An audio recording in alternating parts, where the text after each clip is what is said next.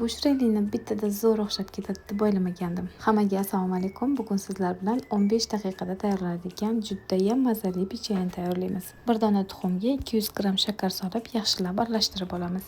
Ketidan 100 mg o'simlik yog'i solib, yana aralashtiramiz. Undan keyin bizga 200 g pyure milk smetanasi kerak bo'ladi. Smetanaga 1 choy qoshiq chayni soda solib, aralashtirib olamiz. Smetanani tayyor massamizga solib, yana aralashtiramiz. Keyin esa 450 g unni oz-ozdan solib xamir qorib olamiz. Xamirimiz juda ham yumshoq va mayin chiqadi.